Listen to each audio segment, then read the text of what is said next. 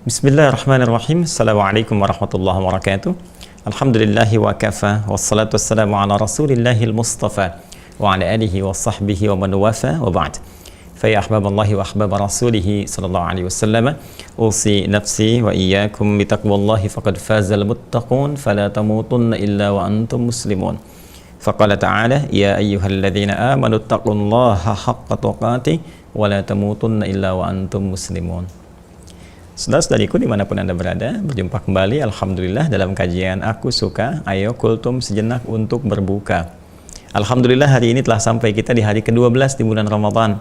Tak terasa sudah 12 hari kita menunaikan ibadah siam. Bermohon pada Allah Subhanahu wa taala senantiasa semoga doa-doa kita dikabulkan oleh Allah, diijabah dengan cepat, dan amal ibadah kita diterima dengan penerimaan terbaik insyaallah. Siam kita, salat kita, rukuk, sujud, dan amal-amal lainnya. Amin ya rabbal alamin.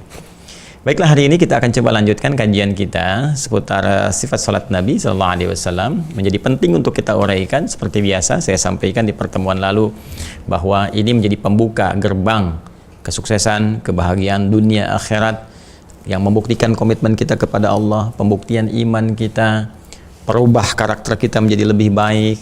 Pun demikian, pengatrol kecepatan terkabulnya doa kita di hadapan Allah Subhanahu wa taala, serta banyak lagi kemuliaan lain yang bisa dihasilkan yang sumbernya bersumber dari salat.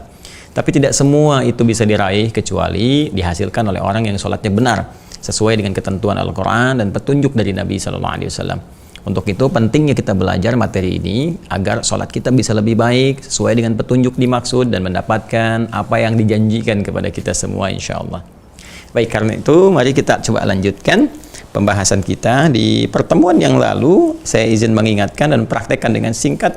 Kita telah menyelesaikan sampai dengan cara bacaan dan hikmah pada meletakkan tangan ya di dada yang kemarin kita sepakati di sini, baik dengan begini ya, begini ataupun begini, ataupun bersama dengan pergelangan seperti ini, atau juga sedikit melewatinya begini. Nah, kita telah bahas bahkan dari awal. Jadi saya ingatkan dari mulai kita berdiri tegak, hadisnya mengatakan ya berdiri menghadap ke arah kiblat tuh sampai kita tegak, mantap betul ya kan? Tidak miring kanan, miring kiri, depan atau belakang. Kemudian dalam konteks menghadap kiblat ini, lantas sudah kita bersiap, nyaman, kita mulai bertakbir, bisa sejajar dengan bahu di sini, hadisnya sudah kami sampaikan. Juga bisa sejajar dengan daun telinga di sini, naik ke atas, jadi bisa di sini, ya bisa juga di sini. Kemudian dari bertakbir ini kita turunkan tangannya yang telapak kanan ya menutup punggung yang kiri seperti ini, bisa juga digenggam begini, bisa juga pergelangan menutup pergelangan begini atau lebih sedikit begini. Ya, dalam hal kita bertakbir sudah kita memulai, maka ingat baik-baik, ingat baik-baik, ingat baik-baik. Takbir ini disebut dengan ihram, berarti mengharamkan, menanggalkan, tidak membolehkan. Ya, apa yang tidak dibolehkan, apa yang dilarang, yaitu tidak boleh membawa segala hal yang tidak terkait dengan sholat. Karena itu pasrah kepada Allah, buang semua yang tidak terkait dengan sholat ke belakang. Jangan dibawa sehingga mengganggu keadaan sholat kita. Lalu kita ucapkan Allahu Akbar, bersamaan dengan itu kita hadirkan niat di dalam hati kita, kan? Sholat apa yang akan kita tunaikan. Baik, ketika Anda mengatakan Allahu Akbar, maka yakinkan pada diri kita, kita sedang menghadap kepada yang maha agung, maha dahsyat, maha segalanya. Maka tidak boleh ada yang lebih besar dibandingkan dengan Allah saat kita menghadap. Semua tinggalkan segala yang tidak terkait dengan apa yang kita kerjakan dalam sholat kita. Maka itu pun kita rasakan bahwa kita mengatakan Allah maha besar 5 kali setidaknya dalam sehari. Pembuka sholat ini kita sampaikan. Mohon, dan kita komitmen Allah yang maha besar. Kita rasakan kenapa kadang-kadang kita membawa kebesaran dalam hidup kita. Ya, banyak persoalan, angkuh terhadap teman, merasa hebat, merasa besar kepala, banyak ilmu dibanding orang sehingga bersikap sesuatu yang tidak pantas kan? Dan kita akan menyesali itu. Kemudian kita berusaha untuk memperbaiki diri kita dan menyadari bahwa sepenuhnya sumber keburukan itu bersumber dari hati kita. Ya, dari kalbu kita. Di dalamnya ada nafas, di dalamnya ada fujur, dan sering disebut dengan nafsu. Yang dengan nafsu ini memancarkan segala keburukan ya yang diwaswasi oleh setan ke dalam bagian tubuh kita. Sehingga alih-alih masuk ke lisan harusnya berkata yang baik, keluar kata-kata yang kotor. Demikian pandangan buruk, pendengaran tidak elok sampai ke ujung kaki. Itu sumbernya dari nafsu, dari fujur. Nah, ada di kalbu, tempatnya ada di sadran, dada kita. Ini sumber kehidupan ya, yang dimaksudkan bukan jantung secara fisikal ya ataupun hati secara fisik, bukan. Ini sumber kehidupan, tempat roh ada dalam diri kita. Ya, tempatnya disebut keadaan disebut dengan nafsun, nafas. Di dalamnya nanti ada takwa dengan fujur seperti pernah saya sampaikan di pertemuan lalu. Ya, mohon izin Yang baru tersambung coba cek di pertemuan yang lalu ya. Anda tinggal buka bukunya itu yang catatan penuntut ilmu spesial Ramadan sesuai dengan harinya saja. Kemarin hari 11 scan langsung ya. Kalau nanti kita bisa simak scan dari situ keluar kemudian uraian yang bisa kita simak dan menyampaikan pada apa yang saya terangkan ini untuk merujuk kepada yang lalu. Jadi begitu Anda kemudian lakukan ini ya, teman-teman sekalian mulai bertakbir, akan bersedekap, dan ini memberikan gambaran kepada kita bahwa setan sering memanfaatkan keadaan diri kita melalui nafsu yang ada di dalam nafas ini ya, kemudian tempatnya kolbu ya, karena selalu bergejolak seperti saya terangkan, dan ini ada di dalam sadar ya, pusat kehidupan kita. Maka digambarkan bagaimana tangan kiri kita kemudian ini tergambar ya, terpengaruh dan sebagainya, bagian dari hal yang kurang baik, ini bagian dari yang baik. Maka kita mengakui dalam kehidupan kita nggak mampu mengontrol keadaan diri kita, nafsu kita, sehingga kadang berbuat banyak yang tidak baik. Maka rumusnya adalah jaga diri baik-baik, jaga hati kita, dan tutupi segala yang tidak baik itu dengan yang baik-baik ya, dengan tangan kanan kita. Ini sudah saya terangkan kemarin hikmahnya ya teman-teman sekalian. Karena itu orang-orang yang senantiasa menutup keburukannya dengan kebaikan, kemudian bisa mengendalikan hatinya, maka dia cenderung akan bersikap lebih baik dalam kehidupannya, cenderung akan berubah, cenderung akan mendapatkan rahmat Allah dan pancaran cahaya-cahaya kebaikan. Ini yang dimaksudkan oleh Nabi sallallahu alaihi wasallam, inna fil jasadi mudghatan idza salahat salahal jasadu kullu wa idza fasadat fasadal jasadu kullu ala wahyal qalbu. Dalam diri kita itu ada sekerat daging ya, yang di situ melekat kemudian sumber pancaran dari segala hal yang kita lakukan dalam kehidupan. Di situ pula ada sumber-sumber kehidupan kita ya, secara ruhiyah. Baik, teman-teman sekalian, apa yang terjadi? Jika itu bagus, kata Nabi SAW, maka akan bagus seluruh pancaran kehidupan kita yang memancar pada seluruh anggota tubuh. Tapi itu jika jelek, ya jika itu jelek, maka yang terjadi adalah apa yang keluar dari respon anggota tubuh kita, maka akan jelek pula. Ala wahyal qalbu, itulah qalbu. Dalam qalbu ada apa? Ada nafas tadi. Dalam nafas ada apa? Ada fujur yang harus kita kendalikan, ada takwa yang harus kita tingkatkan. Ya, karena itulah kemudian orang-orang yang bisa menutup ya keburukannya dengan kebaikannya, dengan hasanahnya, baik itu hasanah, maka itu akan menutup keburukan-keburukannya, sayyi'ahnya. Maka Nabi SAW pernah menyampaikan, ittaqillaha haitsu ma kunta wa atbi sayyi'atal hasanata tamhuha. Ya, bertakwalah engkau dimanapun kau berada. Takwa, tingkatkan takwamu, jaga hatimu gitu kan, tutup nafsumu, tingkatkan takwamu, kemudian tutupi yang buruk itu dengan kebaikan, tamhuha, maka yang baik akan menutup yang buruk-buruk itu. Ya, jadi kalau kita terbiasa menutup, terbiasa taubat, maka insya Allah segalanya akan kembali menjadi lebih indah dalam kehidupan kita. Kalau perlu genggam, makanya di redaksi salah satu hadis itu menggenggam qabada, itu kan, qabada seperti ini untuk menunjukkan kesungguhan kita dalam upaya mengendalikan hati dan sedikit menekan untuk bisa memberikan dorongan kehusyuan pada diri kita. Nah, tentunya mustahil bagi seseorang kemudian bisa merasakan dirinya menutup keburukannya dengan kebaikannya, atau yang salah dengan yang saleh, kalau tidak mengetahui dan menyadari kesalahan yang dia perbuat dalam kehidupan. Karena itu ketika seseorang sudah mulai bersedekah, meletakkan ya tangannya, yaitu yang telapak kanan di punggung yang kiri, atau seperti yang dicontohkan di dadanya seperti ini, maka dia harus mulai menyadari, dia harus mulai mengakui, dan mulai dia ingat kesalahan apa yang dia bawa ya sebelum dia sholat itu, dosa apa yang dia bawa sebelum dia sholat itu. Jadi jangan dulu kita berpikir yang meminta kepada Allah, menuntut begini, menuntut begitu. Karena ada orang sebelum sholat kan sudah mulai berharap, ini sholat nih, waktunya kita minta, waktunya kita memohon, kan? Waktunya kita menagih janji Allah Subhanahu wa Ta'ala yang saat sholat mengatakan, apapun yang kau minta aku akan berikan. Nah, itu kan belum selesai kalau benar sholatnya. Maka dari itu kita coba memperbaiki dulu arus sholatnya. Jangan sampai keadaan kita penuh dosa, kita penuh masalah, gitu kan? Kemudian pengen minta sama Allah. Persis kemarin saya ilustrasikan kan, laisa kamitslihi syai', ya kita berikan contoh sederhana dalam kehidupan. Ada orang-orang yang punya masalah dengan orang lain, ya salahnya banyak, kemudian tiba-tiba ingin minta bantuan seketika tanpa ingat salahnya. Kan mustahil bisa diberikan, ya. Apalagi hubungan kita dengan Allah. Karena itu saat kita sudah mulai bersedekah, kita akan memulai kemudian memohon kepada Allah dengan kebaikan-kebaikan, maka harus ada adab yang kita perhatikan. Apa di antara adabnya? Karena kita akan mencoba menutupi kekurangan nih ya dengan kelebihan-kelebihan, menutupi yang salah dengan yang soleh, yang buruk dengan yang baik, maka kita harus ingat kesalahan apa yang kita bawa, ya kan? Keburukan apa yang pernah kita kerjakan minimal sebelum sholat. Ini insya Allah kita mau maghrib misalnya kan, ya setidaknya dari asar sampai dengan maghrib ada sesuatu yang kita kerjakan mungkin salah. Pandangan salah lihat, kemudian telinga salah dengar, atau pikiran saya salah berpikir dan sebagainya. Maka kita bawa kemudian kepada Allah Subhanahu wa Ta'ala penyesalan kita itu, atau kita buat situasi yang lebih umum ya, banyak dosa dan sebagainya begini. Ya, lalu kita ingin mengungkapkan kepada Allah, kita menyesali itu semua. Ya, kita ingin kemudian dibersihkan semua itu. Kita ingin meminta kepada Allah dalam keadaan yang baik.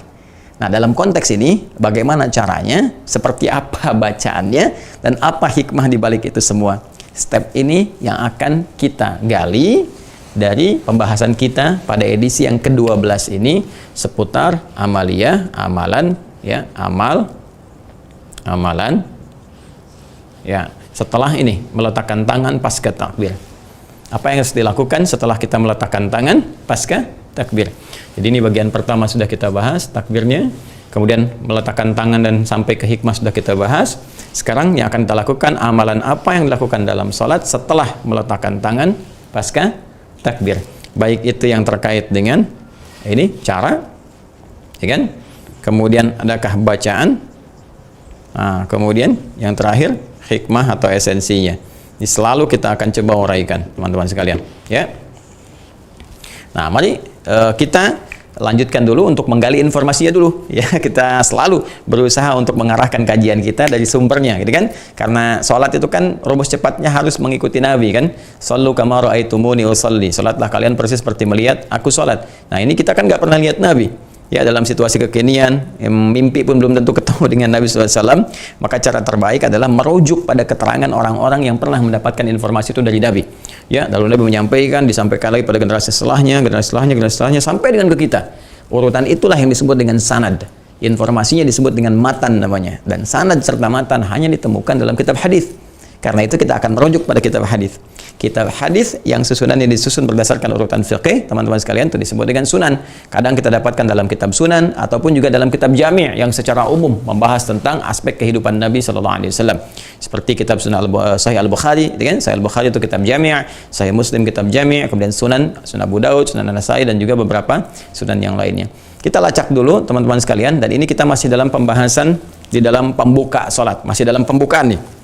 Ya, masih dalam pembukaan.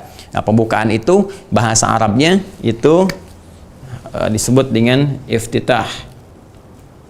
Nah, iftitah atau juga disebut dengan istiftah. Nah, istiftah. Nah, ini ya. Nah, nanti kita terangkan kalau disebut iftitah itu bagaimana, istiftah itu seperti apa. Ya, cuma secara singkatnya segala hal yang terkait dengan bagian pembukaan disebut dengan iftitah atau istiftah. Ya, kalau MC itu dalam satu acara saya mengatakan hayya naftatih hadzal barnamij misalnya, atau hayya nastaftih hadzal barnamij, mari kita membuka ya acara ini. Nah, itu masih dalam konteks pembukaan. Nah, ini kita dalam sholat masih pembukaan. Ya, masih takbir baru meletakkan tangan, masih dalam pembukaan kita untuk mengawali kepada inti sesuatu. Jelas ya? Nah, maka mari kita lihat dalam konteks istiftah atau iftitah ini bagaimana ya petunjuk-petunjuk yang didapatkan dari Nabi sallallahu alaihi wasallam yang kita bisa raih dari kitab-kitab hadis. Baik, kita dari segi sanad dulu ya, urutan yang paling sahih ada Sahih Al-Bukhari yang bersama kita saat ini. Nah, ini kitabnya seperti biasa. Ya, kita lihat dalam bab istiftah atau iftitah ini bagaimana petunjuk dari Nabi sallallahu alaihi wasallam. Baik, insyaallah ini ada di halaman yang kita bisa lacak. Nomor hadisnya sih saya ingat 744 ya. Cuma ini di kitabnya halaman keberapa kita akan lihat. Nah, ini dia. Nah, ini 744 halaman 124 di kitab kita ya, yang ini. Ya, ini Al-Bukhari di halaman 124 yang ini ya, teman-teman sekalian. Nah, ini dia. 124. Nah, nomor hadisnya betul 744 yang ini. 744 ini dia ya. Nah, baik, kita lihat nanti babnya, bab yang ke-89 Kitabul Adzan ya. Di Kitabul Adzan itu kitab ke-10. Ya, Kitabul Adzan. Jadi ada tema besar 97 tema. Nah, ini teman-teman ngaji di Madrasah Al-Bukhari ya. Insya Allah setiap hari ya antara jam 1 jam 2 di selama Ramadan dengan izin Allah kita tampilkan Madrasah Al-Imam Al-Bukhari. Itu nanti ada 97 tema ya. Kalau di Ramadan ini yang kita bahas Kitabus Shaum karena konteksnya seputar puasa. Insya Allah nanti di luar itu mudah-mudahan bisa diteruskan. Ada 97 tema itu. Nah, ini tema yang terkait kita ada di tema yang ke-10. Biasanya temanya disebut dengan Kitabul Adzan. Di bawah tema ada subtema. Nah, ini di Kitabul Adzan subtemanya yang ke-89. Bab ma yaqulu ba'da takbiri. Ya, bab ma yaqulu ba'da takbiri. Ya, yaitu subtema topik pembahasan tentang apa yang dikatakan setelah kita menunaikan takbir. Jadi kalau sudah kita dikatakan takbiratul ihram itu kan satu paket, ya kan? Dari mulai tangannya mengangkat sampai dengan meletakkan seperti ini dan mengucapkan Allahu Akbar itu sudah satu paket ya. Disebut dengan apa? Takbiratul ihram. Nah, sekarang setelah kita selesai takbiratul ihram itu, Ya, apa yang harus kita lakukan? Apa yang harus dikatakan? Nah, tadi dalam konteks kita sudah merasakan, kita ingin bertobat, kita ingin kembali kepada Allah dalam kebaikan, kita ingin tutup keburukan dengan kebaikan, yang salah dengan yang soleh. Apa yang harus kita lakukan? Di sini kisi-kisinya Al-Imam Al-Bukhari mengatakan bab ma yaqulu ba'da takbiri. Ya, adalah pembahasan spesifik dari Nabi sallallahu alaihi wasallam seputar apa yang harus dilakukan, dikatakan setelah kita menuntaskan takbiratul ihram. Nomor hadis 744, Bismillahirrahmanirrahim. Haddatsana Musa ibn Ismail qala haddatsana Abdul Wahid ibn Ziyad qala haddatsana Umarah ibn al-Qa'qa' qala haddatsana Abu Zur'ah qala haddatsana Abu Hurairah radhiyallahu taala anhu. Ini sanad yang tersambung ke nabinya, ini sahabat Abu Hurairah, semoga Allah meridai kepada beliau. Ini sahabat Abu Hurairah tadi ya, ilmunya, informasi diterima lagi oleh si fulan sampai ke Imam Al-Bukhari. Nah, ini sampai kepada kita saat ini. Ya, jadi ini menarik sekali, luar biasa istimewa. Segala sumber keislaman itu validitasnya tidak pernah ada sesuatu yang meragukan. Semua otentik dan bisa ditelusuri. Bahkan setiap orang ini bisa dilacak, nanti ada kitab lain lagi yang menunjukkan ini si fulan siapa, hidupnya kapan, bahkan perilakunya bagaimana, itu ada. Itu dahsyatnya referensi dalam keislaman yang memberikan gambaran kepada kita bahwa setiap informasi mesti dicek sampai ke akar-akarnya sehingga kita betul-betul yakin mengambil informasi itu, sehingga bisa ditransfer. Kan biasanya dari data kan informasi, data itu jadi informasi di knowledge. Nah, itu kan cara berpikirnya kan. Jadi kita terima data nih, data dari sini terus berupa informasi jadi knowledge, pengetahuan, dan dari pengetahuan itu action apa yang harus kita lakukan. Implementasinya berupa tindakan, kan? Nah, ini udah berupa informasi dan jadi pengetahuan nanti. Ya. Baik, apa yang diterima sahabat Abu Hurairah radhiyallahu taala anhu dari Nabi sallallahu alaihi wasallam? Qala, beliau menyampaikan, kata Abu Hurairah, kana Rasulullah sallallahu alaihi wasallam, adalah Nabi pernah suatu ketika ya Rasulullah sallallahu alaihi wasallam yaskutu baina takbir wa bainal qiraah. Ya, beliau pernah terdiam sejenak, terdiam antara takbiratul ihram dengan qiraah. Di sini Al-Fatihah maksudnya. Karena dalam salat itu al-qiraah sering disebut dengan Al-Fatihah. Ya, jadi atau Al-Fatihah sering juga diistilahkan dengan al-qiraah. Karena bacaan qiraah itu bacaan Quran pertama yang dibacakan itu Al-Fatihah. Nah, Nabi itu kan Rasulullah sallallahu alaihi wasallam yaskutu baina takbiri wal qiraah. Pernah beliau diam. Ya, diam hening antara takbiratul ihram dengan bacaan Al-Fatihahnya. Kemudian iskatan, ya, beberapa masa gitu. Jadi diam sejenak. Nah, bahasa enaknya begitu, diam sejenak ya. Qala ahsibuhu. Ya, beliau mengatakan, ya, Abu Hurairah mengatakan ahsibuhu, aku duga demikian ya. Jadi diduga kira-kira sejenak lah gitu beliau itu terdiam. Qala hunayyatan, makanya dia katakan hening sejenak gitu ya. Enggak terlampau lama juga gitu. Kemudian fakultu, maka aku bertanya pada Rasulullah SAW setelah selesai sholat. Jadi ini saya sering katakan kepada Anda waktu menjelaskan tentang ilmu sanad, dengan inspirasi dari para sahabat yang meriwayatkan hadis-hadis dari Nabi sallallahu alaihi wasallam, bagaimana mereka merespon hadis dari Nabi itu. Jadi dahsyatnya sahabat Abu Hurairah salah satunya Abdurrahman bin Sakhr itu selalu nalarnya cepat gitu. Jadi kalau dapat informasi pengen cepat ngamalkan dengan baik gitu kan, pengen cepat mempraktekkan, pengen verifikasi seperti apa gitu kan, ini kebenarannya kalau ada sesuatu dan bagaimana mengerjakannya dan sebagainya. Ini cepat. Ya, tidak tunggu lama. Jadi begitu beliau selesai sholat, nah, ingin diklarifikasi, ingin ditanyakan, tadi waktu Nabi diam itu ada apa gitu kan. Kalau bacaan misalnya ada yang mustajab, kalau ada sesuatu bisa diinfokan, sehingga dari info itu bisa diteruskan kemudian kepada kita bahkan sampai dengan saat ini. Maka apa jawab Nabi SAW? Baik, maka sebelum ini kita teruskan dulu. Abu Hurairah kemudian fakultu, maka aku bertanya kepada Rasulullah SAW, bi abi wa ummi ya Rasulullah, ya Rasulullah, demi bapak dan ibuku. Masya Allah, kalau sudah begini, ini artinya memohon dengan sangat. Jadi kalau ada uslub di bahasa Arab, bi abi wa ummi, gitu kan? Ya, atau misalnya kalau bahasa lebih dahsyat lagi kadang-kadang dengan menggunakan sumpah, gitu kan? Wallahi, demi Allah, misalnya, atau misalnya langsung menggunakan sesuatu yang takrim, ya. Wabilladzi akramaka, misalnya kan, demi Allah yang telah memuliakan Anda, ya kan? Bisa juga dengan kalau bahasa dahsyatnya kadang membawa keadaan diri kita, ya kan? Wallahilladzi, misalnya biyadihi nafsi, gitu kan? Atau kita balik walladzi nafsi biyadihi, misalnya kan, dan demi jiwaku yang digenggam oleh Allah Subhanahu wa taala. Itu kalau sudah begitu itu dahsyat sekali. Nah, di sini bi abi wa ummi ya Rasulullah, gitu kan? Ya Rasulullah, demi ibu dan bapakku. Ya, maksudnya dia pengen tahu banget, ya, gaya bahasanya pengen tahu banget. Iskatuka baina takbir wal qira'ah taqul, ya Rasulullah, diamnya Anda, hening Anda sejak tadi, hening Anda sejenak tadi antara takbir dengan bacaan Al-Fatihah Anda, apa yang Anda katakan? Nah, ini rumusnya teman-teman sekalian.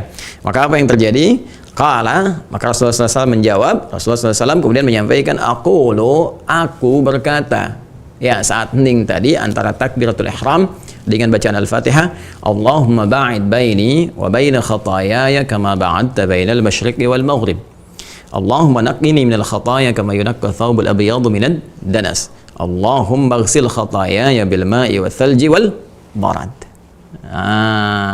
Mungkin sebagian dari kita sudah mengetahui ya doa ini atau sering dibaca. Ini juga ada di hadis Muslim, teman-teman sekalian, nomor hadis 598. Ya, nomor hadis berapa? 598. Nah, ini rumusnya. Nah, coba saya mau tanya, pernah nggak kita setelah takbir ya? Allahu Akbar, dengan takbiratul ihram, terus kita baca, Allahumma ba'id baini wa baina khataayaya kama ba'adta bainal masyriqi wal maghrib. Allahumma naqqini minal khataaya kama yunaqqa thawbul abyadu minad danas. Allahumma ighsilhu atau Allahumma ighsil khataayaya bil ma'i wal thalji wal barad. Gitu kan? Ini di Al-Bukhari ini dalilnya, nomor hadis 744. Ya, di hadis Muslim nomor hadis 598, rawinya dari sahabat Abu Hurairah. Kalau kita, saya atau Anda pernah baca ini, pertanyaan terbesarnya, paham nggak yang dibaca? Jangan-jangan selama ini dibaca tapi kita nggak ngerti apa yang dibacakan. Selama ini dibaca nggak paham apa yang dilakukan. Nah, ini sehingga sulit menghadirkan kehusyuan pada jiwa kita. Feedbacknya itu nggak dapat dari sholat itu. Ya. Nah, karena itu penting kita jelaskan kembali teman-teman sekalian. Ya. Pada aspek ini, istiftah. Ini kan masih dalam suasana pembukaan dalam sholat ini. Tapi bukan pembuka biasa. Karena pembuka ini akan sangat menentukan nanti, diantaranya adalah terkabulnya doa kita. Ya, terkabulnya doa. Karena nanti kan setelah ini selesai, kita masuk mulai ke inti bacaan. Makanya disebut qiraah, inti bacaan pertama dalam sholat, yaitu Al-Fatihah. Di Al-Fatihah ini nanti ada rahasia. Kalau benar baca Al-Fatihahnya, ya sampai di titik rahasia itu, teman-teman sekalian, itu Allah langsung mengatakan, hadza baini wa baina 'abdi wa li 'abdi masal. Ini perjanjian antara aku dengan hambaku. Kalau hambaku benar salatnya sampai detik ini, apapun yang dia minta sesuai kebutuhannya, aku akan berikan. Nah, jadi ini sangat menentukan. Kalau di sini kita salah, ya dalam konteks salah itu tidak mendapatkan esensinya, tidak mendapatkan bagian prosesnya, hanya sekedar formalitas bacaan untuk menggugurkan hukum fikih.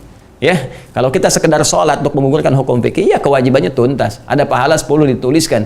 Tapi sayang, maknanya nggak dapat. Dan tidak mendapat makna itu tidak memberikan pengaruh dalam kehidupan. Jadi apa-apa yang diharap tadi, doa terkabul dengan cepat, ya jadi jembatan kebahagiaan, kesuksesan, kemudian juga yang lain-lain yang pernah disebutkan, ketenangan dalam jiwa dan sebagainya, merubah perilaku, ya jangan harap didapatkan. Ya karena itu, ketika kita memperbaiki ini, nah ada sesuatu yang harus kita bawa. Apa itu? Bersamaan dengan apa yang telah saya terangkan, kita merasakan banyak salah, nggak mampu mengendalikan hati kita, ingin merubah dengan kebaikan-kebaikan, kita mengakui dulu kan? Ya, ada kesalahan-kesalahan yang kita bawa. Nah, kesalahan itu teman-teman sekalian, kalau satu tunggal dalam kehidupan, kita menyebut dengan khati'ah bahasa Arabnya. Khati'ah, kalau saya hapus dulu izin ya. Ini saya hapus dulu yang ini, yang atas. Bismillah. Nah. Jadi begini, khati'atun.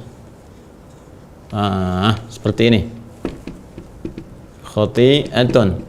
Akar katanya dari kata khata', ya. Khata'un. Jelas ya? Baik. Kata kerjanya, infinitifnya dari kata akhta'. Ini kata kerjanya. Akhta'. Ya, ini kata kerjanya fi'il dalam bahasa Arabnya, fi'il madhi.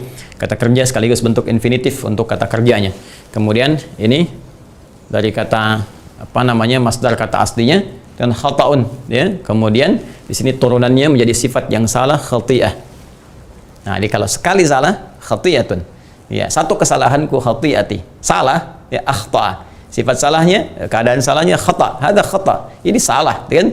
Sifat kesalahannya, yang ini aku ini kesalahan saya gitu kan. Ada khati'ati, ya, khati'ah. Baik, jadi kalau kita katakan khati'ah satu kesalahan. Kalau ingin kita akui. Kalau kita merasa banyak salah nih, banyak salah, maka jamakkan bentuknya khati'ah menjadi khataya. Khataya.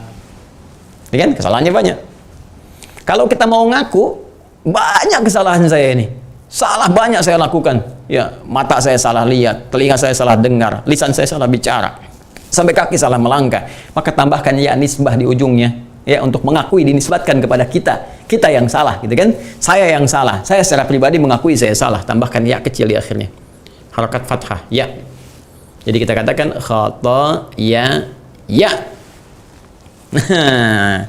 Makanya ketika kita mulai di iftitah ini atau di istiftah ini, begitu kita mulai bertakbir, meletakkan tangan begini ya, kita mengatakan dan mengakui untuk menutup kesalahan kita itu kita katakan Allahumma ba'id baini wa baina khataya ya.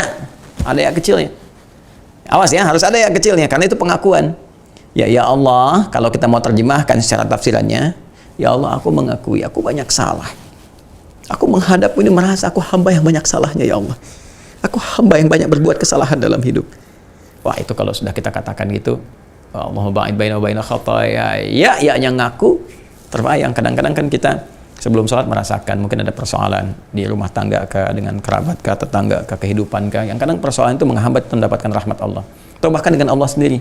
Apalagi orang mau taubat itu kan. Nah, ini sebetulnya kalimat-kalimat taubat. Makanya saya sering katakan semua taubat, semua sholat itu fungsinya salah satunya untuk taubat. Ya, semua sholat itu fungsinya untuk taubat kita. Karena dalam sholat Allah berkenan mengampuni dosa kita. Jadi begitu Anda katakan Allahumma ba'id baini wa baina khataya ya, itu makna ya Allah, aku mengakui aku banyak salah. Mataku salah lihat, telinga salah dengar, sampai ke ujung kaki salah ya Allah. Itu rasakan. Terus kalau Anda bisa menghadirkan suasana itu, ya Masya Allah, itu indah sekali. Ya, kemudian Anda memohon kepada Allah ba'id baini wa baina khataya ya, mohon jauhkan sejauh-jauhnya antara aku dengan kesalahan itu ya Allah. Aku sekarang pengen tutupi. Aku merasa banyak salah nih, banyak berbuat salah. Tangan kiri tutup. Aku banyak salah karena nggak mampu mengendalikan nafsu ini ya Allah. Tapi aku ingin berubah. Aku ingin tutupi dengan kebaikan. Maka mohon ya Allah, mohon ya Allah, jauhkan antara aku dengan kesalahan-kesalahan itu lagi supaya nggak terjadi lagi ya Allah, supaya nggak terbawa sampai hari kiamat. Ya, ba'id baini, pakai alif, ba'id, dahsyat itu. Ya Allahumma. Nah, ini saya hapus aja ya kesininya ya, supaya kita bisa lebih merasakan kenikmatannya nih ketika kita menggali ini. Allahumma ba'id baini wa baina, ini saya turunkan ke bawah. Allahumma, saya pernah terangkan, Allahumma itu gabungan dari ya Allah, tapi Allahumma itu kalimat yang ketika dibacakan itu penuh ketundukan, kepasrahan, penuh ketawaduan. Jadi ketika Anda membacakan doa ini, iftitah ini atau istiftah ini, Anda katakan Allahumma ba'id, Anda pasrah kepada Allah, penuh ketawaduan, penuh pengharapan, ya kan? Ba'id, tuh, ada alifnya, ba'id, ingat ya, ada ba'id, ada ba'id. Nah, begini, ada pakai tasydid, ada pakai alif, ada pakai tasydid, ba'id, jadi ba'ada yuba'idu tab'idan, ada ba'ada pakai alif, ba'ada yuba'idu. Apa bedanya? Kalau secara lafaz ini pakai tasydid, yang ini pakai alif. Ya, tapi nanti secara ilmu lughah ini ada pemaknaannya. Kalau kita lihat maknanya dari sini, teman-teman sekalian, kalau pakai tasydid sesuatu yang dijauhkan, ya, tapi masih bisa dalam pengamatan kita. Misalnya ini spidol nih ya, spidol ini saya minta ke teman-teman untuk dijauhkan. Saya minta ke admin misalnya, ya akhi, ba'id hadzal qalam anni. Ba'id hadzal qalam anni. Tolong jauhkan spidol ini dari saya. Ya, jauhkan, terus dia simpan misalnya di kursi yang sebelah sana, ya. Nah, ini misalnya disimpan di sinilah, ya kan? Seperti ini. Nah, ini kan sudah mulai menjauh dari saya, ya kan? Tapi saya masih bisa mengamati, masih bisa lihat, ya kan? Masih bisa lihat, masih bisa mengamati, itu pakai tasydid, ba'id. Tapi kalau saya katakan jauhkan sejauh-jauhnya, saya nggak pengen lihat lagi, ya. Ya, saya nggak pengen lihat lagi. Maka itu pakai alif, tidak pakai tasydid, pakai apa? Pakai alif, ba'id, ya. Ba'id, Masya Allah, pakai alif. Ya, jadi saya nggak pengen lihat sejauh-jauhnya. Ya, saya nggak pengen lihat spidol ini sejauh-jauhnya. Ya akhi, ba'id anni hadzal kalam. Ya akhi, saya kan katakan pada Anda, jauhkan dari saya nggak pengen lihat lagi. Ya, tadi kan Anda katakan John pakai tasydid, makanya saya simpan situ. Kalau pengen jauh lebih jauh, katakan pakai alif. Maka kita katakan ba'id.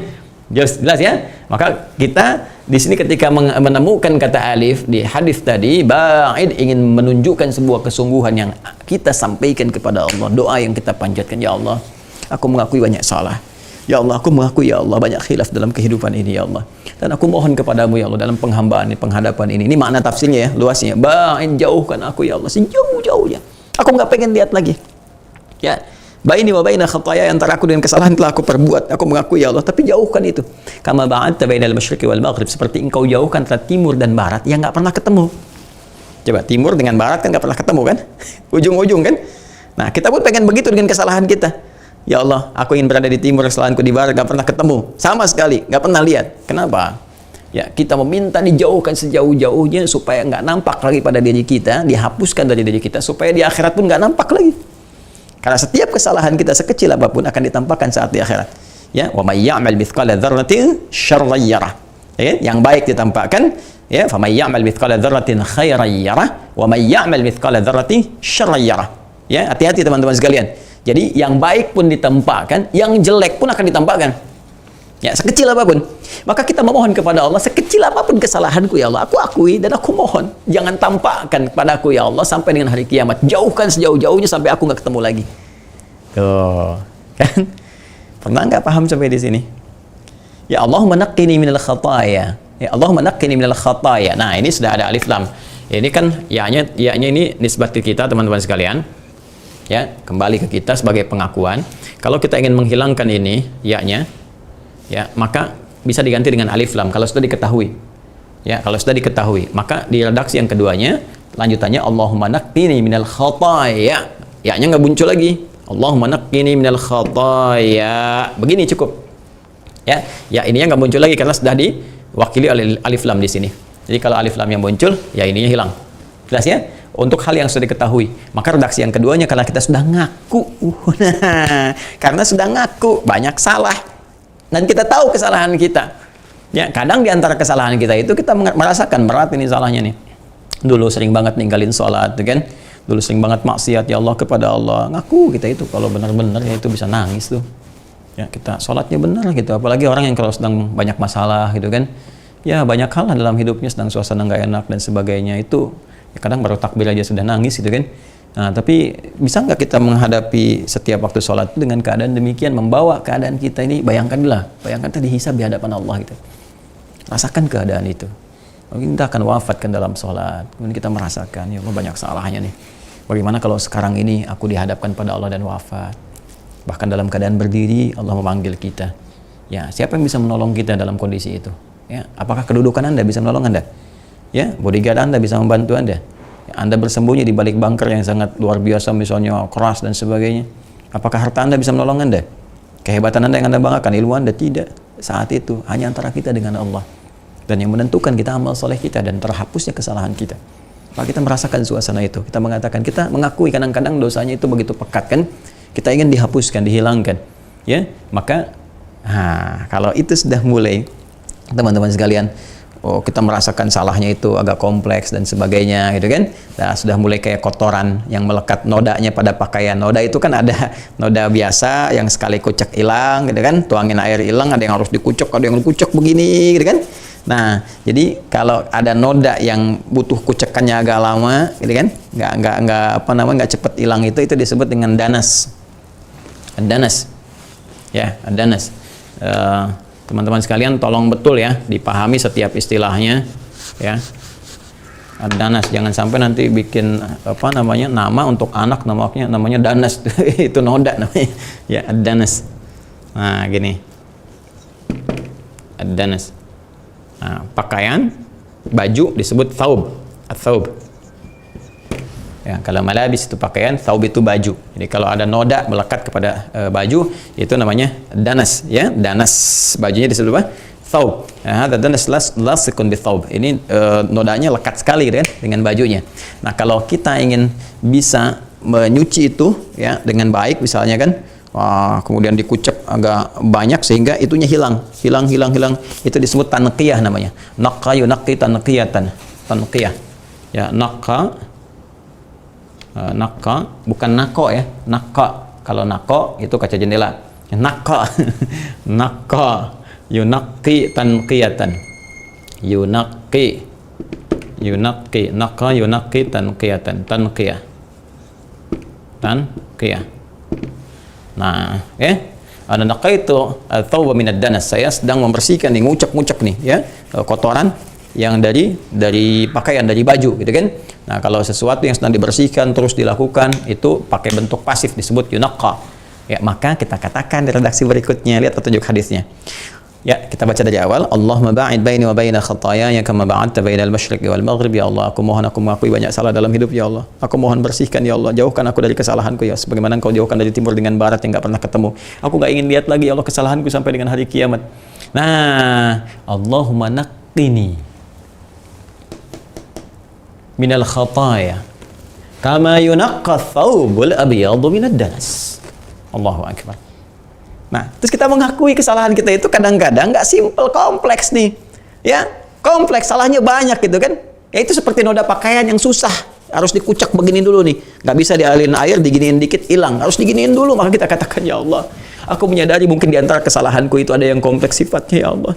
Ada yang dosanya mungkin besar, ya Allah. Tapi Engkau Maha Pengampun, Maha Rahman, Maha Rahim, Maha Pemaaf, ya Engkau Al-Afu, Al-Ghafur, Ar-Rahim. Aku mohon, ya Allah, kalau perlu, ya Allah, kucak aja kesalahan itu.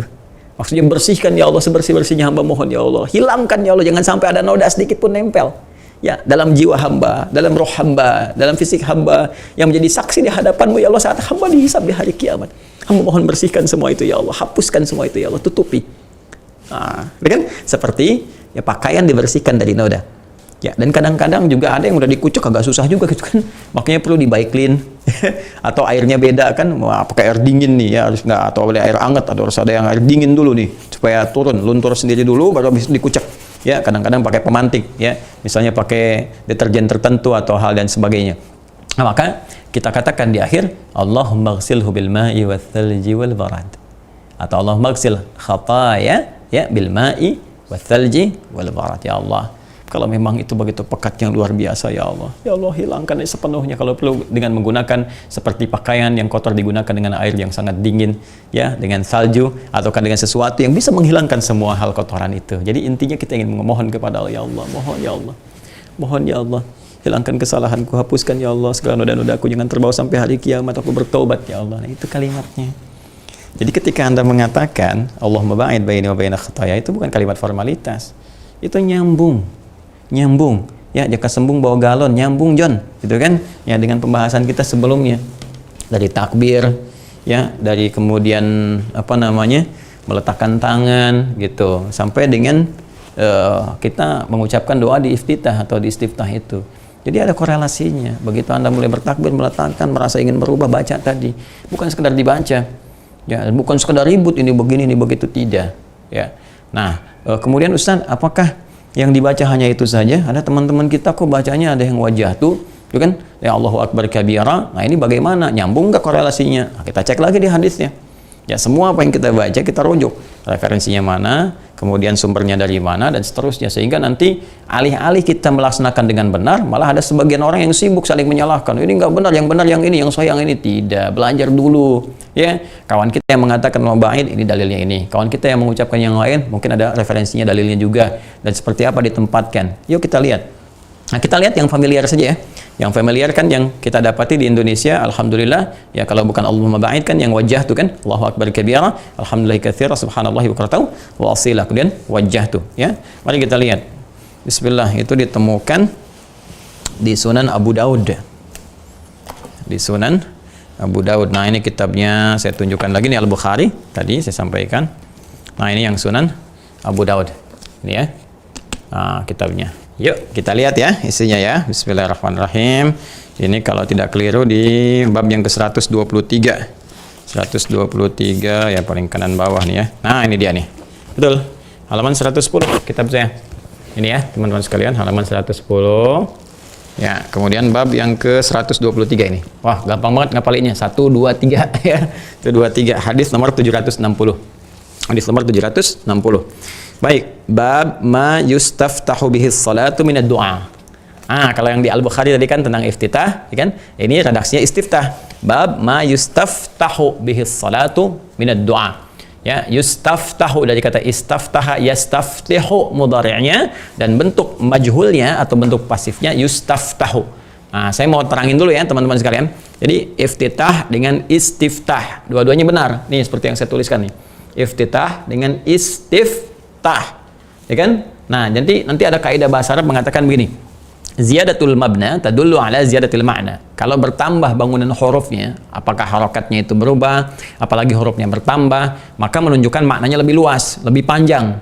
Jadi kalau kita bacakan iftitah, ini yang pertama iftitah, yang kedua istiftah, kan?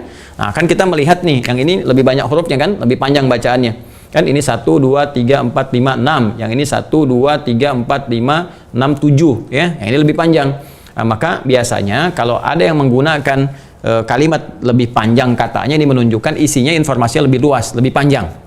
Ya, dibandingkan dengan kalimat yang sebelumnya. Jadi kalau kita bisa ambil di sini, kalau kita mau baca dengan pendekatan ilmu lughah, bab ma yustaftahu bihis salatu minad du'a. Itu kan bab pembahasan tentang doa yang dibuka dalam pembuka salat, yang doanya mungkin agak sedikit lebih panjang, gitu kan.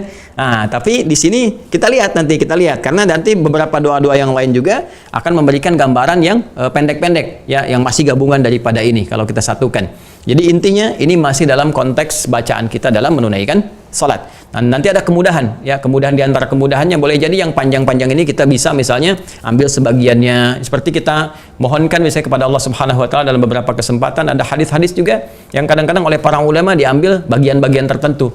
Ya, seperti pernah dengar hadis ini, la khulufu famis shaimi atyabu 'indallahi yaumil qiyamati min rihil miski. Ya kan? Sungguh bau harum, bau mulut orang puasa itu akan lebih harum dijadikan oleh Allah Subhanahu wa taala dibandingkan dengan harumnya minyak kasturi di hari kiamat nanti, karena dia berhasil menjaga dari segala keburukan-keburukan. Itu kan hadis yang sangat panjang. Ya, yang kadang-kadang dipotong, ada yang dengan perisainya asyamu junnatun fala yarfuth fala yajhal dan seterusnya, ya kan? Kemudian pemberian pahalanya. Ya, wa asyamu li wa ana azibihi wal hasanatu bi asyri amsalihha. Itu ada sebagian-sebagian yang bisa nanti kita kondisikan. Yuk kembali ke sini.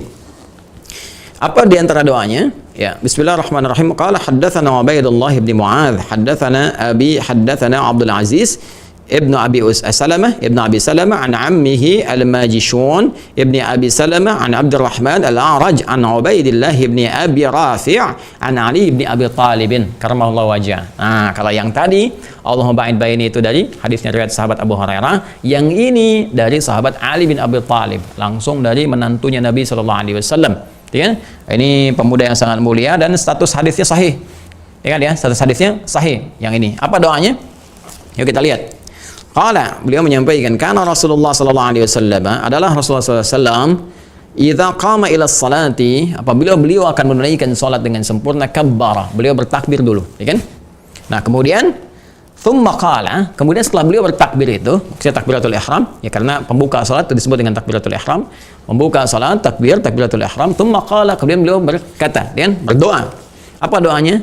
Wajjahtu wajhiya lilladzi fataras samawati wal arda hanifan muslima wa ma ana minal musyrikin. Inna salati wa nusuki wa mahyaya wa mamati lillahi rabbil alamin. La syarika lahu bidzalika umirtu wa ana awwalul muslimin, atau bisa wa ana minal muslimin. Nah, ini yang bisa kita baca kan? Jadi itu dalilnya ada. Dan yang meriwayatkan siapa? Oh, Masya Allah, menantu Nabi. Ya, paling mulia sahabat Ali bin Abi Talib radhiyallahu taala anhu, dan masih keluarga Nabi, ahlu bait Nabi, karena beliau anak dari paman Nabi kan? Ya, Abu Talib kan? Ya, ini makanya Ali bin Abi Talib. Ini Masya Allah langsung diriwayatkan oleh satu lingkar terdekatnya. Nah, ini yang ingin saya tekankan ya, jangan diberikan pemahaman bahwa oh ini loh yang Allah maba'id ini yang lebih sahih karena Al-Bukhari gitu kan. Enggak juga, Anda berarti belum mengerti ilmu hadis. Ya, belum paham ada ilmu hadis. Terkait sahih itu terkait dengan sanad, telusurannya. Ini di Abu Daud yang sahih banyak. Ya, tapi susunannya sesuai dengan susunan fikih. Ya, dan diterangkan ini hadisnya sahih, bahkan jalurnya dari sahabat Ali bin Abi Talib. Jadi yang tadi pun pakai Allah ba'id itu benar, yang ini pun benar. Jadi kalau ada yang pakai wajah tuh dalilnya ini. Nah, tapi yang penting saya ingatkan, ini sebetulnya panjang istiftah tadi. Jadi ketika kita mengatakan wa ana awwalul muslimin atau wa ana minal muslimin, belum selesai hadisnya. Doanya belum selesai, ya kan? Nah, yang saya maksudkan belum selesai, ada kalimat lain lagi, ya. Apa kalimatnya? Ini lihat kalimatnya. Allahumma antal malik. Ya, saya baca ya supaya nanti tidak diduga keliru atau ngarang-ngarang sendiri. Kalau saya ginikan hafalan nanti ada nggak benar di kitabnya gitu kan? Nah, Allahumma antal malik, la ilaha illa, ya, la ilaha li illa anta. Allahumma antal malik nih, ya. Tolong zoom ya teman-teman sekalian, yang di bawah nih, ya. Allahumma antal malik. Ya, nih, la ilaha liya illa anta. Baik ya, teruskan. Allahumma antal malik, la ilaha liya illa anta. Anta rabbi wa ana abduk. Ya, zalamtu nafsi wa ataraftu bi dhanbi. Allahu akbar. Allahumma antal malik. La ilaha li illa anta. Ya. La ilaha li illa anta. Wa ana 'abduk. Zalamtu nafsi wa i'taraftu bi dhanbi. Allahu akbar. Paham artinya? Allahumma ya Allah, dengan segala kerendahan hati, kepasrahan jiwa, antal malik, engkau lah raja, segala raja, engkau segala penguasa. Ya, la ilaha li illa anta. Tidak ada Tuhan, tidak ada Tuhan untukku ya Allah yang paling esa yang aku sembah kecuali hanya engkau saja ya Allah. Anta rabbi, anta rabbi, engkau adalah Rabb yang merawat saya, yang mengetahui segala hal tentang saya, yang menyempurnakan hidup saya, yang menyembuhkan saat sakit, memberikan kebutuhan ya Allah. Wa ana abduk, sedangkan aku hambamu. Zalamtu nafsi, aku mengakui banyak salah. Wa ataraftu bi dzambi, ini yang tadi saya katakan, ini yang paling kena. Wa ataraftu bi dzambi, aku mengakui ya Allah, aku banyak dosa, aku mengakui dosaku. Zalamtu nafsi, aku banyak berbuat salah, aku zalim ya Allah. Wa ataraftu bi dzambi, engkau memberikan kepadaku segala kemuliaan, engkau menunjukkan kebaikan, aku malah melanggarnya. Engkau bilang jangan berdusta, aku berdusta. Engkau bilang jangan berkata kotor, aku berkata kotor. Engkau katakan jangan berselisih, aku berselisih. Engkau katakan jangan bikin hoax, aku bikin hoax. Wa ataraftu bi dzambi, aku ngaku aku salah ya Allah. Aku salah. Dari ujung kepala sampai ujung kaki. Faghfir li dzunubi, maka mohon ampuni segala dosa-dosaku. Tuh. Innahu la yaghfiru dzunuba illa ant. Ya, sesungguhnya tidak ada yang mampu mengampuni dosaku kecuali engkau ya Allah. Ya kan? Belum selesai. Wahdini li ahsanil akhlaqi. La yahdi li ahsaniha illa ant ya arhamar rahimin. Ya, dan berikan aku kemampuan untuk memperbaiki diri ya Allah. Perilakuku, tidak ada yang mampu merubah perilakuku lebih baik kecuali engkau. Allahu akbar. Wasrif anni sayyi'aha la yasrifu sayyi'aha illa anta. Ya. Dan mohon palingkan aku ya Allah dari keburukannya. Tidak ada yang mampu memalingkan keburukannya kecuali engkau. Nyambung semua teman-teman. Jadi apa yang saya sampaikan bukan ilmu otak-atik. Ini semua pemaknaan dari hadis. Cuman saat kita baca ngerti enggak gitu? Paham tidak? Itu jelas sekali. Jadi begitu kita mengatakan wa ana minal muslimin wa ana awwalul muslimin. Jadi kalau kita mulai dari awal, ini doa ini nyambung sekali dari pemaknaan pertama kali kita menghadap kepada Allah. Kan kita katakan wajjahtu wajhiya lilladzi fataras samawati wal ardh hanifan musliman wa ma ana minal musyrikin. Ya Allah, aku pasrah saat ini. Pasrah.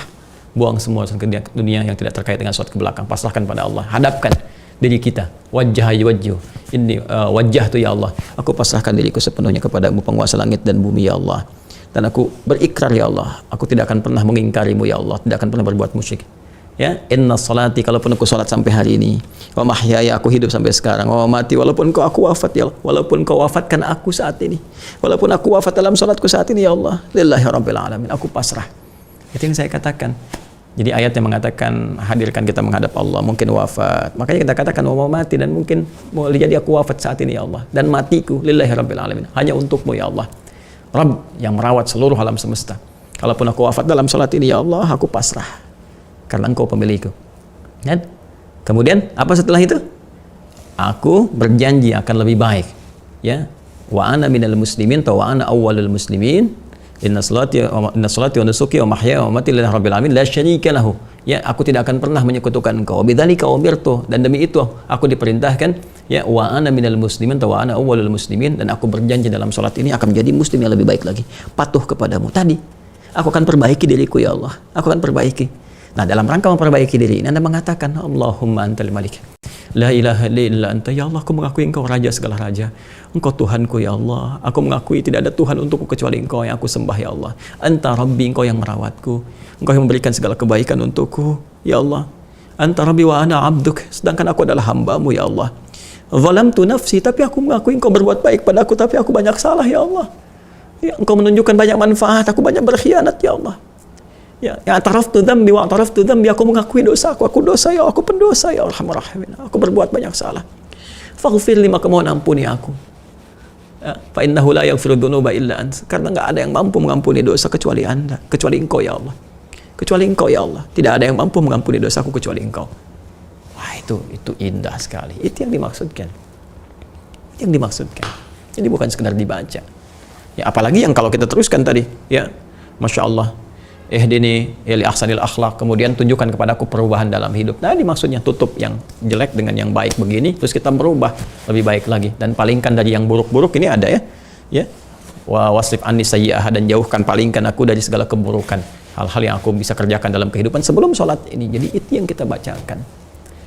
Nah, ya cuma untuk menyingkat ini kadang para ulama memberikan kita pada inti pokok bacaan, karena pada kalimat yang setelahnya ini wa zalamtu nafsi gitu kan, kemudian faghfirli, itu semua tercakup pada kepasrahan yang dalam kalimat muslimun wa ana minal muslimin atau ana awwalul muslimin. Makanya sebagian ulama itu ada yang memberikan pokok doanya kepada kita cukup pada kalimat apa?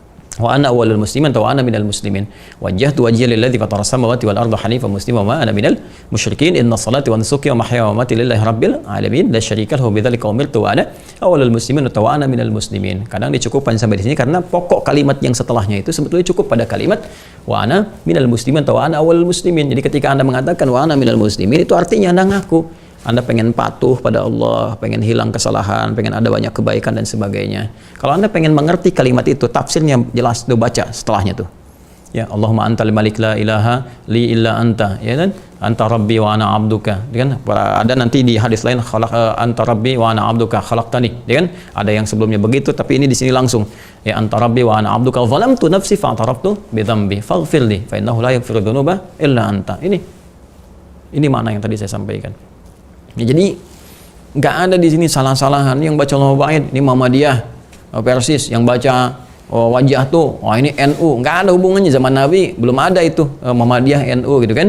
Dan itu kan Muhammadiyah NU organisasi untuk memudahkan kita dalam berislam, ya, memudahkan kita dalam bersinergi, membangun harmoni, ya, bukan untuk saling berpecah ini dan sebagainya. Atau yang baca ini Salafi, yang baca ini Wahabi, yang baca ini begini, baca ini, sudahlah gitu kan. Belajar lagi yang betul. Dan jangan kalau baca satu bacaan, jangan saling merasa benar sendiri dan menyalahkan yang lain. Kita penting untuk belajar dengan baik, ya, supaya kita bisa merasakan kenikmatan dalam beribadah. Ya, kita saling mendoakan. Tapi intinya ini maknanya. Ya, bahkan nanti ada bacaan malam, ada bacaan siang. Kalau kita waktunya lebih banyak, kita bisa uraikan. Nabi kalau tahajud bacanya yang mana? Iftitahnya. Nabi kalau sedang sholat biasa bacanya yang mana? Nanti insya Allah dimira ya, dimira. Dimira lebih luas lagi karena kita ngajinya pesantren formal. Nanti kita gali nih seluas-luasnya, kita bacain kitabnya dari awal sampai akhirnya. Ya, untuk pembahasan ini karena ini kita kultum, aku suka, yang penting aku suka aja dulu ya. Ya, aku suka, kamu punya yang mana? Allahumma ba'id atau yang wajah tuh, dua-duanya ada. Kan yang Allah Akbar kabira juga ada dalilnya. Allah Akbar kabira, alhamdulillahi katsira, subhanallahi bukratan wa asila. Jadi kalau Anda baca misalnya Allahu Akbar kabira, alhamdulillahi katsira, subhanallahi bukratan wasila, wajah tuh itu namanya dua doa digabungkan jadi satu. Ya, dua doa digabungkan jadi satu ya. Jadi kalau Anda ingin bacakan Allahumma ba'id ini, itu juga bagus, benar, sahih di Al-Bukhari lagi. Ini nomor hadis berapa? 744. Dari siapa? Sahabat Abu Hurairah. Jadi semuanya ada dan itu semua mulia. Abu Hurairah mulia, Ali bin Abi Thalib mulia, dan semua meriwayatkan dari Nabi sallallahu alaihi wasallam. Yang penting semua sumbernya dari Nabi. Ya, dan lebih daripada itu, ini esensinya. Nih yang kita dapatkan. Jadi kalau kita sudah taubat, terus benar sholatnya, baik dari awal, itu kan Allah berkenan menggugurkan kesalahan. Ya, saya ilustrasikan ya, dan laisa kamitslihi syai', Anda teman banyak salah dan sebagainya. Terus Anda butuh kan, Anda tahu teman itu punya beberapa kemampuan yang Allah titipkan, mungkin bisa ngasih solusi kepada Anda. Kan Anda datang tiba-tiba kemudian, Anda katakan saya minta maaf. Ya, kemarin saya banyak salah. Saya mengerti saya keliru. Ya, saya mohon maaf. Itu mungkin sisi klien saya sebagai manusia. Ya mungkin nggak bisa sebaik yang lain, tapi itu jalan bagi saya untuk berubah. Mohon berikan saya jalan, ya, dan tunjukkan kalau ada kurang berkenan supaya saya bisa minta maaf kepada Anda saat ini, kan? Terus dia begitu sudah enak, ya nggak apa-apa lah, ini kan begini, tapi saya betul-betul saya tulis minta maaf, ya. Dia katakan nggak apa-apa, sudah lupain aja sebagainya. Terima kasih betul ya. Saya mungkin kesalahan yang saya perbuat yang lalu itu yang menjadikan saya sekarang merasakan kesulitan. Ada persoalan begini. Itu ketika Anda buka begitu, teman mungkin langsung merespon, enggak usah begitu. Jangan sungkan, bilang aja apa kita keluarga. Kan lalu Anda sampaikan, saya ada kesulitan begini. Itu kan lebih enak. Ya, lebih daripada itu, Allah kan Maha Rahman, Maha Rahim. Nggak ada bandingannya, laisa kamitslihi syai'. Ya, yang orang yang belum beriman saja sesuai hukum kehidupan, ya, hukum kehidupan yang universal masih dapat rezeki, ya, masih dapat kemudian bagian kehidupan, dan itu mendorong dia supaya taubat, dikasih waktu sampai dia taubat. Ya, bukan untuk terus berbuat maksiat, di cara berpikirnya diperbaiki. Jadi ketika Allah berikan itu sebagai hukum kehidupan sampai batas ajalnya, dengan keadilan Allah, itu diberikan batas ruang supaya dia punya kesempatan untuk taubat kembali ke jalan Allah yang benar. Ya, kita juga demikian, apalagi kita beriman, kita merasa banyak salah, maka dalam sholat kita menghadap Allah, kita bersihkan dulu. Ya, ngaku banyak dosa, ngaku banyak salah dan sebagainya, minta ampun, minta maaf dan sebagainya. Baru setelah itu kita akan menyampaikan kepada Allah kebutuhan-kebutuhan hajat kita. Nah, sekarang pertanyaannya, bagaimana kita bisa menyampaikan kepada Allah hajat kita? Seperti apa membacakannya? Bagaimana cara memohonnya? Itu nanti yang akan kita bahas di pertemuan berikutnya, edisi yang ke-13 ya. Insya Allah. Saat ini setidaknya kita pahami dulu apa yang kita pelajari ya. Kita baca dulu, dan hal-hal terkait yang kita pelajari kita amalkan dengan baik ya, ikhlas karena Allah Subhanahu wa taala. Saya kira ini teman-teman sekalian yang kita bisa sampaikan. Memohon kepada Allah segala taufik, persetujuan dari apa yang kita telah bahas, dan dibimbing untuk bisa mengamalkan dengan benar apa yang telah kita pelajari. Itu permohonan terbaik kita. Dan insya Allah sekali lagi detil yang lebih dalam lagi nanti insya Allah di Mira ya, di Mira Ma'had Islam Afiatul Akhir yang pernah sudah saya sampaikan dan saya launchingkan juga. Insya Allah tanggal 17 Ramadan ini fase nih, ini 12 ini sampai ke 17 pendataan semua. Jadi teman-teman yang sudah masuk ya, yang sudah dapatkan paket itu, datanya sudah ada di tim, di panitia, di admin nanti akan proses ya, diproses langsung, nanti teman-teman dapat formulir untuk registrasi ulang ya, daftar betul. Ini pesantren, bukan asal masuk asal keluar ya, seperti grup atau apa, nanti ada absennya, ada apanya, seperti Anda sekolah, seperti Anda pesantren atau kuliah, tapi lebih terbuka, pesantren kehidupan sebelum kita kembali kepada Allah insya Allah. Mira Ma'had Islam Rafiatul Akhir, nanti diantara pembahasannya ada terkait dengan sholat juga, kita dalami sampai spesifik, terus ada ujiannya juga, jangan dikira cuma belajar, tidak ya. Nah, jadi Anda nanti ada ujian juga, ada step untuk bisa menguji pemahaman kita untuk naik ke step berikutnya. Saya kira itu yang disampaikan. Semoga Allah memberkahi kita semua, merahmati kita, menerima ibadah kita. Selamat berbuka. Allahumma taqabbal minna innaka antas samiul alim wa tub alaina innaka antat tawwabur rahim waj'alna minal musallin waj'alna minal khashi'in waj'alna minat tawwabin ya Allah waj'alna minal marhumin waj'alna minal maghfurin. Wa sallallahu ala sayyidina Muhammad wa ala alihi wa sahbihi ajma'in wa akhiru da'wana alhamdulillahi rabbil alamin. Subhanakallahumma bihamdika nashhadu an la ilaha illa anta nastaghfiruka wa natubu ilaik. Walhamdulillahi rabbil alamin. Assalamualaikum warahmatullahi wabarakatuh.